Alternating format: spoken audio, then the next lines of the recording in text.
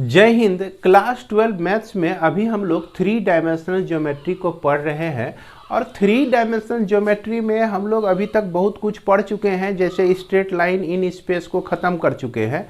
अगर इस चैप्टर को आप आर.एस. अग्रवाल बुक में देखते हैं तो आपको एक सेपरेट चैप्टर ही मिलेगा और इससे रिलेटेड जो भी टॉपिक है सारा टॉपिक का डिस्कशन बुक आर.एस. अग्रवाल से कर दिया जा चुका है। इसके बाद आर.एस. अग्रवाल बुक में भी द प्लेन जो है आपका एक अलग टॉपिक है, अलग चैप्टर है, 3 डायमेंशन के ही अंतर्गत आता है और उसमें आज हम लोग इस छठे लेक्चर के माध्यम से ये 2 टॉपिक को कवर करने जा रहे हैं। यानी कि द प्लेन में ऑलरेडी आपका 5 लेक्चर अपलोड किया जा चुका है और मैं आप लोगों को एक जानकारी दे दूं कि अगर आप क्लास 11-12 का मैथ्स बुक आर.एस. अग्रवाल से घर बैठे बिना पैसा खर्चा किए समाप्त करना चाहते हैं, पढ़ना चाहते हैं, तो ये चैनल बिल्कुल उचित है आपके लिए। अभी तक हमने क्लास 11 का सारा कोर्स पढ़ा दिया है बुक आर.एस. अग्रवाल से और क्लास 12 का भी कोर्स अब कंप्लीट होने वाला है, जिसमें प्रोबेबिलिटी और लीनियर प्रोग्रामिंग सिर्फ 2 चैप्टर अभी बचा हुआ है, वो भी आने वाले 15-20 दिनों के अंदर समाप्त हो जाएंगे। तो खैर ये तो हो गई फालतू बातें। अब हम लोग काम की बातें करते हैं, क्योंकि बच्चे जब चैनल पे आते हैं तो काम की बातों से मतलब रखते हैं। तो काम की बात यह है कि आज हम लोग जो सीखने वाले हैं equation of a plane through a given point and perpendicular to a given vector. भैया एक प्लेन जो है किसी पॉइंट से होकर गुजर रही है और किसी वेक्टर के परपेंडिकुलर है। तो यहाँ पर सबसे पहली बात प्लेन जब भी आपको कहा जाए तो प्लेन का कॉन्सेप्ट तो आपके दिमाग में बनता है, एक सपाट है ना, इस तरह का प्लेन हो गया। एक छोटा सा नमूना लिए हुए प्लेन का, ये प्लेन जो है आपका देख पा रहे हैं, ये आपका 3 डायमेंशनल स्पेस में है और प्लेन के ऊपर जो है, प्लेन को ऐसे ही कंसीडर मत कीजिए। प्लेन को जब भी कंसीडर आप कीजिए तो इस पर एगो नॉर्मल ले लीजिए। क्या ले लीजिए? एक नॉर्मल ले लीजिए, है कि नहीं? क्या ले लेना है? एक नॉर्मल ले लेना है। तो इसीलिए आप देखते होंगे कि जब भी प्लेन का इक्वेशन हम लोग लिखते हैं, है ना, इस तरह से लिखते हैं r vector dot n vector equal to q, इस तरह से शुरू में लिखते हुए आ रहे हैं। तो देखिए यहाँ कितना अच्छा जादू है कि सिर्फ r जो है आपका एक जनरल पॉइंट का पोजीशन वेक्टर है। कहने का मतलब इस प्लेन पर कहीं भी एगो पॉइंट है जिसको जनरल पॉइंट हम लोग कह सकते हैं, उसको रिप्रेजेंट करता है कौन? ये r। और ये n जो है आपका, ये है आपका नॉर्मल का डायरेक्शन रेशियो है या नॉर्मल वेक्टर है आपका। नॉर्मल यूनिट वेक्टर यहाँ है और ये n जो है यही n है आपका, देख रहे हैं। तो इस इक्वेशन को बनाने में प्लेन का सरफेस जितना जिम्मेदार है उसमें आधा जिम्मेदारी जो है ये नॉर्मल का है। तो इसीलिए भैया प्लेन को जब भी कंसीडर कीजिए तो उस पर एक नॉर्मल को जरूर कंसीडर कर लीजिए और नॉर्मल का डायरेक्शन रेशियो क्या है वो प्लेन का इक्वेशन आपको बता देगा। तो ये तो थी प्लेन की बात। तो प्लेन जब भी सर आप बोलेंगे कंसीडर करने के लिए तो भैया इसी तरह का प्लेन को कंसीडर कर लेना है, समझ गए? एक प्लेन और उसके बाद नॉर्मल का डायरेक्शन रेसाइन प्लेन में ही मिल जाएगा। ये जो कहता है कि equation of a plane through a given point, यानी कि इस प्लेन पर एक पॉइंट दिया गया है, एक पॉइंट दिया गया है ना, एक पॉइंट दिया गया है और perpendicular to a given vector. एक वेक्टर अलग से दे दिया है, एक वेक्टर हम ये ले लेते हैं और ये वेक्टर एक अलग से दे दिया है जो कि इस प्लेन पर परपेंडिकुलर है।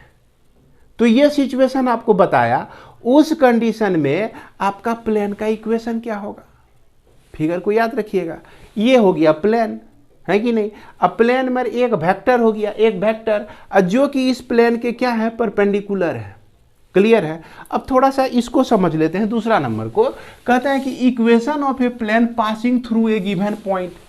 प्लेन को जब भी मानेंगे तो उसमें नॉर्मल को लेके के हम चलेंगे थ्रू ए गिवन पॉइंट, ये गिवन पॉइंट से होकर गुजरती है। अब फिर कहता है क्या कि and parallel to 2 given line, और यह जो प्लेन है पैरेलल टू 2 गिवन लाइन। अभी 2 लाइन की व्यवस्था करते हैं हम लोग। जैसे देखिए ये 2 लाइन हो गया आपका, है ना, ये 2 लाइन हो गया। इस दोनों लाइन के जो है पैरेलल है ये प्लेन, समझ रहे हैं बात को? ये प्लेन जो है ये क्या है, पैरेलल है। ये प्लेन हो गया, ये देखिए प्लेन हो गया, और इसको देखिए इस तरह से यहाँ पर ये आपका ये दोनों पैरेलल हैं। अब इस प्लेन को हम बोर्ड समझ लेते हैं, इसको हटा देते हैं, और इसको दिमाग में बिठाए रखिएगा कि हर एक प्लेन पर एक नॉर्मल होता है। समझ गए बात को? तो अब जो दो पॉइंट हम लिए हो, दो लाइन जो लिए हुए हैं, मान लीजिए कि यही आपका प्लेन है, इस प्लेन के इस तरह से पैरेलल है, तो इस कंडीशन में इसका इक्वेशन क्या होगा, इसको हम लोग डिस्कस करेंगे। तो आइए अब पहले इस पर हम विचार करते हैं कि देखिए ये तो आपका प्लेन दिया गया है और perpendicular to a given vector. ये आपका मान लीजिए कि एक प्लेन दिया गया है और इस पर एक पॉइंट आपका दिया गया है x1, y1 और z1। उसके बाद यह जो है परपेंडिकुलर है एक दिए गए वेक्टर का। तो मान लेते हैं कि यह वेक्टर जो है आपका ON है या ON है यह, जिसको हमने डिनोट किया n वेक्टर से डिनोट किया हुआ है, और इसका कुछ ना कुछ डायरेक्शन रेशियो होगा, ये जनरल पॉइंट है।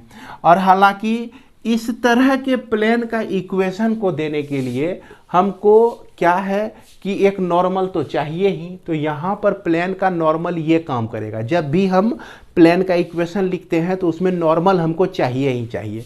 तो ये जो है चीज़ नॉर्मल के तरह काम कर रहा है, और इस प्लेन पर एक पॉइंट है, यही जानकारी दिया गया है। प्लेन की बात आई तो नॉर्मल हमको मिलना चाहिए, तो मिल गया हमको नॉर्मल। अब क्या करना है हमको कि हम लोग अगर इस पर कोई general point x, y, z ले लें, और जिसका क्या कहते हैं पोजीशन वेक्टर जो है हम क्या ले सकते हैं, r ले सकते हैं, और इसका जो पोजीशन वेक्टर है ये हमारा क्या हो गया, a हो गया पोजीशन वेक्टर। तो इस कंडीशन में देखिए ये जो नॉर्मल है इसके परपेंडिकुलर है। अगर इसका डायरेक्शन रेशियो हम लोग लेते हैं, डायरेक्शन रेशियो, तो क्या करेंगे, r वेक्टर में a वेक्टर को माइनस कर देंगे, तो ये लाइन का डायरेक्शन रेशियो निकल जाएगा, और ये आपका क्या हो गया, नॉर्मल जो कि दिया गया है कि नहीं, एक वेक्टर जो कि नॉर्मल दिया गया है। तो प्लेन का इक्वेशन तभी डिफाइन होगा जब उस पर नॉर्मल रहेगा। हालांकि अगर दो वेक्टर, ये भी देखिए एक वेक्टर है, ये भी देखिए एक वेक्टर है, अब दो वेक्टर एक दूसरे के परपेंडिकुलर हो तो उसका डॉट प्रोडक्ट क्या होता है, डॉट प्रोडक्ट 0 होता है। वेक्टर में आप लोग पढ़े थे। इसीलिए हमारा जो है यह r vector minus a vector और dot n vector equal to 0 हो जाएगा। यही हो जाएगा प्लेन का इक्वेशन, यही हो जाएगा equation of plane, equation of plane. Clear है? अब देखा जाए इसी को हमको क्या कहते हैं, कार्टेशियन फॉर्म में लिखने के लिए कहा दिया जाए। तो कार्टेशियन फॉर्म में क्या होगा कि r जो जनरल पॉइंट है, ये r को हम xi plus yj plus zk लिखते हैं, और a को क्या लिखेंगे, x1i plus y1j plus z1k, इस तरह से लिखेंगे। उसके बाद ये जो नॉर्मल है, तो नॉर्मल का कुछ ना कुछ डायरेक्शन रेशियो होगा, ABC होगा, तो इसको भी हम लोग यूज कर सकते हैं। तो इस सब को मिला के अगर हम इसका इक्वेशन लिखते हैं तो इसका इक्वेशन जो हो जाएगा, क्या हो जाएगा, देखिए x माइनस x1 इंटू यह a हो जाएगा, y minus y1 into b हो जाएगा, और z minus z1 into c हो जाएगा इक्वल टू 0 हो जाएगा। ये अब ओरिजिनल में डॉट प्रोडक्ट हो गया।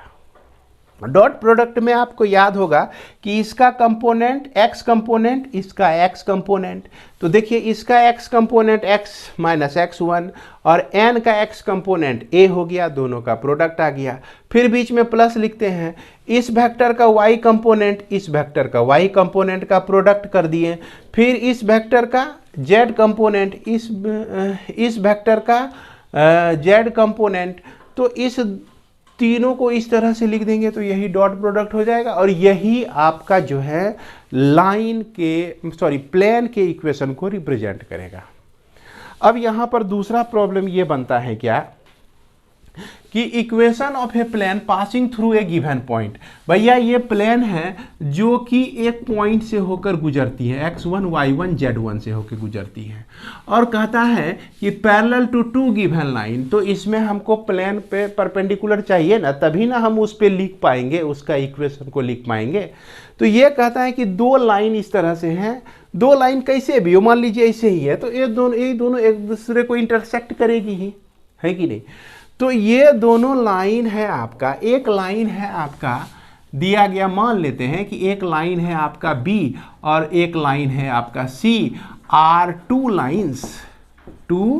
Lines perpendicular to the plane के परपेंडिकुलर है। में हम अगर ऐसा कर दें कि B क्रॉस C कर दें, तो B क्रॉस C हम लोग जानते हैं कि cross product of two vector is perpendicular to both vector. दोनों वेक्टर का जो, ये देखिए दोनों वेक्टर हैं, ये भी वेक्टर है, ये भी वेक्टर है, इसका जो क्रॉस प्रोडक्ट होगा क्या हो जाएगा, इससे परपेंडिकुलर हो जाएगा।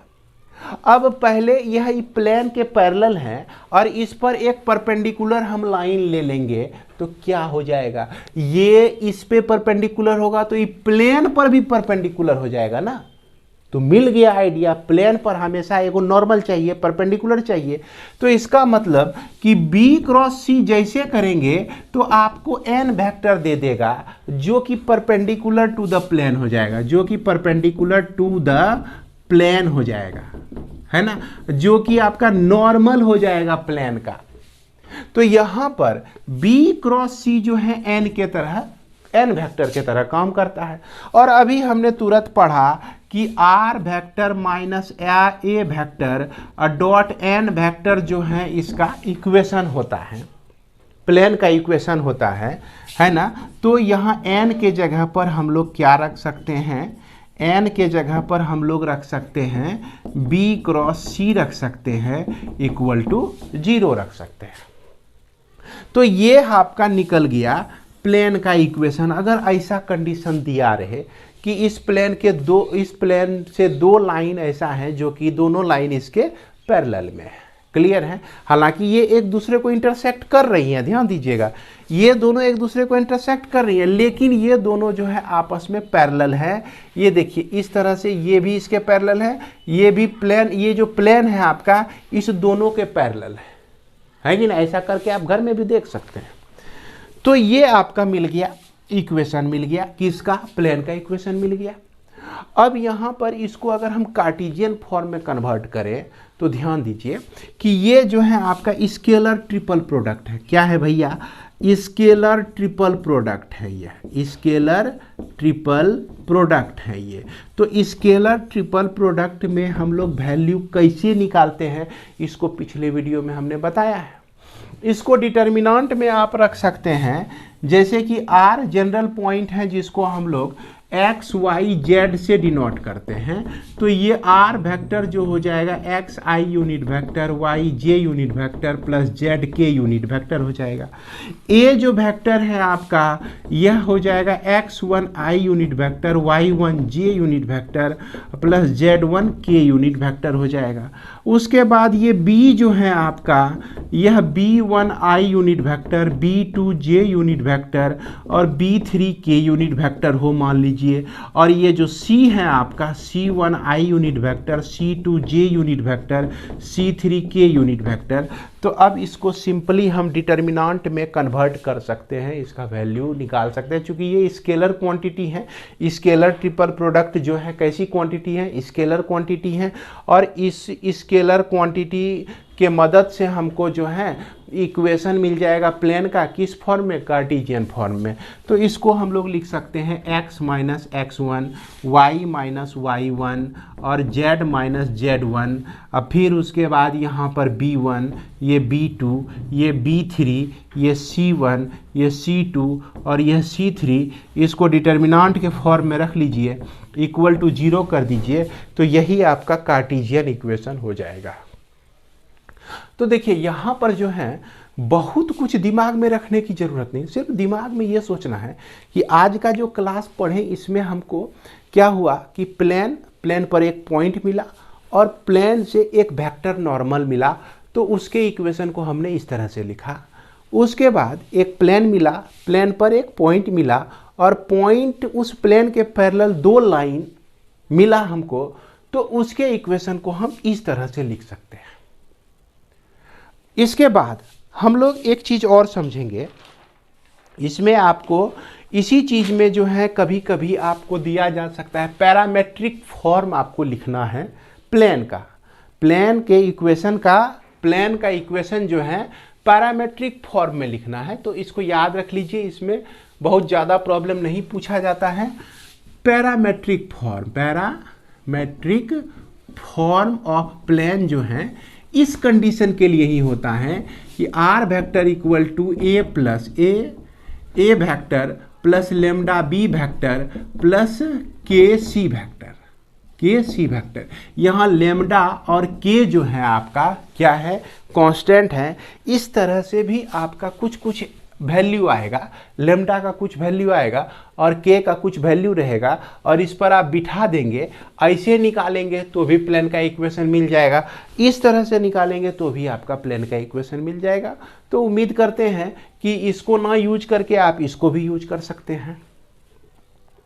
अब इसमें जो हम लोगों को एक चीज़ और सीखना है वो आपका है equation of a plane passing through 3 given point. 3 point दिए रहे तो उससे होकर गुजरने वाली प्लेन जो है किस तरह से हम लोग निकाल सकते हैं। हालांकि 3 पॉइंट दिया रहे तो इससे रिलेटेड जो प्लेन होते हैं इसको हम लोग सबसे पहले एक्सरसाइज में पढ़ चुके हैं। तो पहले एक्सरसाइज में जिस तरह से हम निकाले हैं उस तरह से हम लोग नहीं निकालेंगे, अब हम लोग डायरेक्टे निकालेंगे, डायरेक्टे जादू चलाएंगे। तो आइए देखते हैं। तो इसके बाद हम लोग समझते हैं equation of a plane passing through a 3 given points. तो यहाँ पर एक प्लेन है भैया, यही बोर्ड आपका प्लेन हो गया है ना, ये प्लेन है और इस प्लेन में 3 पॉइंट दिए गए हैं। तो यहाँ पर हम लोग पॉइंट ए ले लेते हैं, यह पॉइंट बी और यह पॉइंट सी, 3 पॉइंट इसमें दिए गए हैं और इसका कोऑर्डिनेट x1 y1 z1 और इसका कोऑर्डिनेट x2 y2 और z2 और इसका कोऑर्डिनेट x3 y3 और z3। तो ये प्लेन है, तो प्लेन पर कोई ना कोई एक जनरल पॉइंट होगा P, जिसको हम लोग x, y और z कहेंगे, और इस सभी का पोजीशन वेक्टर, जैसे पोजीशन वेक्टर OA का लिखना है तो A मान लेते हैं पोजीशन वेक्टर, OB का पोजीशन वेक्टर B मान लेते हैं, OC का पोजीशन वेक्टर जो है आपका क्या हो गया, ये C वेक्टर हो गया, और OP का जो पोजीशन वेक्टर है यह R वेक्टर हो गया। हालांकि पोजीशन वेक्टर कैसे निकालते हैं इस सब की जानकारी तो आपको होगी ही, क्लियर है। अब देखिए कि इस प्लेन का इक्वेशन हम तभी लिख पाएंगे जबकि इस पर नॉर्मल हमको पता चल जाएगा। तो नॉर्मल हम लोग कहाँ से लाए, सिर्फ 3 पॉइंट दिया हुआ है, नॉर्मल कहाँ से पैदा करें। तो नॉर्मल पैदा हो जाएगा। देखिए कि A से B को मिला दीजिए तो AB वेक्टर जो है आपका क्या हो गया, ध्यान दीजिए, ये B का पोजीशन वेक्टर माइनस A का पोजीशन वेक्टर हो जाएगा। उसके बाद AC को मिला दीजिए तो इस वेक्टर का ये जो वेक्टर AC है आपका क्या हो जाएगा, C vector minus A vector हो जाएगा। ये आपका AC मिल गया, AC वेक्टर मिल गया। उसके बाद AP वेक्टर हमको लेना है तो AP वेक्टर जो है आपका क्या हो जाएगा, R vector minus A vector हो जाएगा। अब यहाँ पर देखिए कि यह जो लाइन है AC, यह जो लाइन है AB, अगर इस दोनों का हम क्रॉस प्रोडक्ट ले लें, कैसा प्रोडक्ट ले लें, क्रॉस प्रोडक्ट। ध्यान दीजिएगा इधर किसका किसका, AB का क्रॉस प्रोडक्ट हम कर दें AC के साथ, तो इसका डायरेक्शन किधर होगा। स्वाभाविक है कि क्रॉस प्रोडक्ट में डायरेक्शन क्या होता है भैया, उसके परपेंडिकुलर होता है। तो यहाँ जो है इसके परपेंडिकुलर हमको एक लाइन मिल जाएगा, वही हमारा नॉर्मल टू द प्लेन हो जाएगा, परपेंडिकुलर टू द प्लेन। अब प्लेन का इक्वेशन लिखने के लिए नॉर्मल हमको चाहिए ही, तो नॉर्मल हमको मिल गया। कहाँ मिल गया, ये हमको नॉर्मल मिल गया भैया, ठीक ना। अब देखिए अभी तुरंत पढ़े हैं आप कि equation of a plane passing through a point and parallel and perpendicular to the vector, किसी वेक्टर के परपेंडिकुलर हो यानी कि वह नॉर्मल होगा, तो वो नॉर्मल हमारा यही हो जाएगा। और यहाँ पर हम लोग इसका इक्वेशन, प्लेन का equation r minus a dot n vector equal to 0 लिख सकते हैं। और यहाँ पर n वैक्टर देखिए, इसको लिख सकते हैं आप r vector minus a vector, और ये n को आप लिख सकते हैं a b vector cross a c vector equal to 0। यही प्लेन का इक्वेशन हो गया। और इसको और बढ़िया तरीके से लिखना चाहते हैं तो r vector minus a vector, a b को हम देखिए लिख सकते हैं b vector minus a vector, यहाँ डॉट प्रोडक्ट है यहाँ पर, क्रॉस प्रोडक्ट ए सी को लिख सकते हैं आप c vector minus a vector equal to 0। तो यही आपका required equation of the plane हो जाएगा। और ये जो है आपका स्केलर ट्रिपल प्रोडक्ट है। क्या है?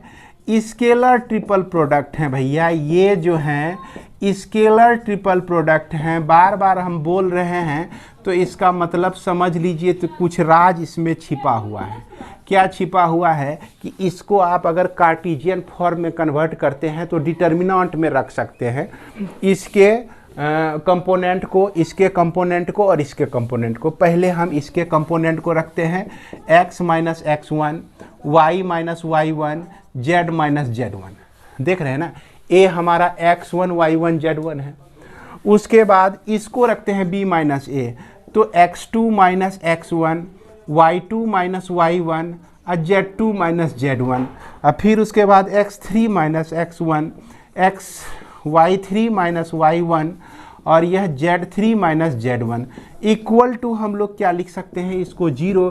तो ये आपका प्लेन का इक्वेशन हो जाता है कार्टेशियन फॉर्म में, और यह जो प्लेन का इक्वेशन हो जाता है आपका वेक्टर फॉर्म में हो जाता है। तो उम्मीद करते हैं कि आप लोगों के समझदारी में दिक्कतदारी नहीं होगी। तो अंत में हम लोग एक टॉपिक को और भी कवर कर लेते हैं, तो इस वीडियो को मैं विराम दूंगा। इसमें कहता है कि एंगल बिटवीन टू प्लेन, दो प्लेन के बीच का एंगल हम लोग कैसे निकालेंगे।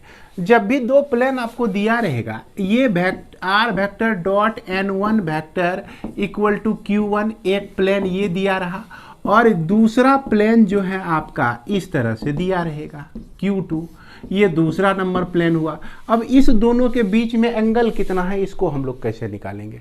अब देखिए, इस दोनों के बीच का एंगल अगर आपको निकालना है तो इस दोनों प्लेन पर जो नॉर्मल है, नॉर्मल वेक्टर को आप उठाइए और उसके बीच का एंगल निकाल लीजिए। क्योंकि आपको पता है कि दो वेक्टर के बीच का एंगल हम लोग कैसे निकालते हैं।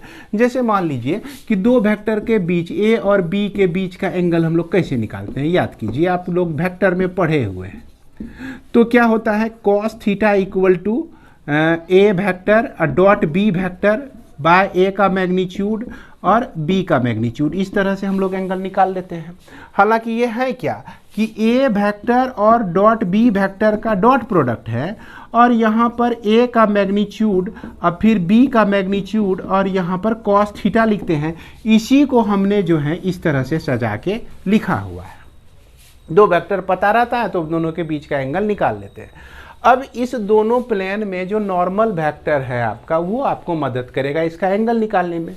कैसे मदद करेगा कि मान लिया जाए कि दो प्लेन हमने लिया है, एक प्लेन है ये, है ना, देख रहे हैं, इस पे नॉर्मल है एक सीक, और दूसरा प्लेन कुछ व्यवस्था नहीं हुआ, हमने इसको ले लिया है। अब देखिए, इसके बीच का हमको एंगल निकालना है, ये दोनों प्लेन के बीच का एंगल, यानी कि कागज और पंखा के बीच का जो है कुछ झुकाव देखिए, और वही झुकाव इस लाइन, इसके नॉर्मल के बीच में भी हो जाएगा, सेम झुकाव हो जाएगा, सेम इंक्लाइनेशन हो जाएगा। यानी कि आप जो है इसके बीच का एंगल निकाल दीजिए, यहाँ से यहाँ के बीच का एंगल, ये एंगल है ना, या नहीं तो इसके बीच का एंगल निकालिए, दोनों एंगल बराबर ही होगा। इसीलिए हम लोग जो है इसका नॉर्मल को उठाएंगे, तो हम लोग लिख लेते हैं कि normal of plane one plane का नॉर्मल n1 वेक्टर है, और नॉर्मल ऑफ प्लेन टू यह इसका n2 वेक्टर है, और इसके बीच अगर एंगल निकालना है तो cos theta equal to n1 vector dot n2 vector by n1 का मैग्नीट्यूड लिख दीजिए और n2 का मैग्नीट्यूड लिख दीजिए। ये आपका जो हो गया क्या हो गया एंगल बिटवीन टू प्लेन हो गया। अब इस एंगल बिटवीन टू प्लेन को अगर आपको एक्यूट एंगल करना है, तो एक्यूट एंगल करने में सिंपल है कि कॉस थीटा को लीजिए और इसको मॉड में ले लीजिए n1 vector dot n2 vector, है ना, और उसके बाद n1 वेक्टर का मैग्नीट्यूड और n2 वेक्टर का मैग्नीट्यूड। हालांकि यह जो भी वैल्यू आएगा निगेटिव में आएगा तो उसको पॉजिटिव में कर दीजिए, तो आपको एक्यूट एंगल निकल जाएगा इस दोनों प्लेन के बीच का। अब यहाँ पर केसेस एराइज होता है कि अगर दोनों प्लेन जो है 90 डिग्री के हो, 90 डिग्री का एंगल बनाता हो, तो वो कंडीशन में क्या होगा? अरे वो कंडीशन में होगा क्या, कॉस 90 डिग्री हो जाएगा, कॉस 90 डिग्री हो जाएगा, तो कॉस 90 का वैल्यू 0 होता है और ई उठ के जो है इधर 0 से मल्टीप्लाई हो जाएगा। यानी कि when plane one, when both plane are perpendicular, both planes are perpendicular हो, तो इस कंडीशन में n1 डॉट n2 यानी कि डॉट प्रोडक्ट, दोनों नॉर्मल का डॉट प्रोडक्ट जो है वो आपका 0 के बराबर हो जाएगा। अगर दोनों प्लेन आपका पैरेलल हो, दोनों प्लेन आपका क्या हो, पैरेलल हो, तो आप ही देख सकते हैं कि नॉर्मल का क्या स्थिति है। लो जैसे मान लीजिए इधर भी प्लेन है आपका, ये प्लेन हाथ को लिए हुए हैं, ये भी प्लेन है आपका, ये पंखा प्लेन है, और इसका नॉर्मल देखिए ये भी पैरेलल हो जाएगा। तो इस कंडीशन में क्या हो जाता है, जब दोनों प्लेन पैरेलल हो जाता है तो n1 को एक्सप्रेस कर सकते हैं लैम्डा इंटू n2 के फॉर्म में, और n2 को एक्सप्रेस कर सकते हैं k इंटू n1 के फॉर्म में। इस चीज़ को आप लोग पहले से ही जान रहे हैं, है कि नहीं? सिर्फ जो है कांस्टेंट का अंतर होता है, एक स्केलर कांस्टेंट से मल्टीप्लाई करके दूसरे पैरेलल वेक्टर को हम लोग ज्ञात कर सकते हैं। अब जो इससे रिलेटेड आपका एक्सरसाइज है आपके RS अग्रवाल बुक में, एक्सरसाइज के सारे प्रॉब्लम को हम लोग नेक्स्ट वीडियो में बनाएंगे। और इसी के साथ इस वीडियो को मैं विराम देता हूं और मिलते हैं हम लोग नेक्स्ट वीडियो में। और एक अंतिम बात कि आपको कैसा लगता है, समझ में आता है कि नहीं आता है, कमेंट के माध्यम से ज़रूर बताइएगा। धन्यवाद।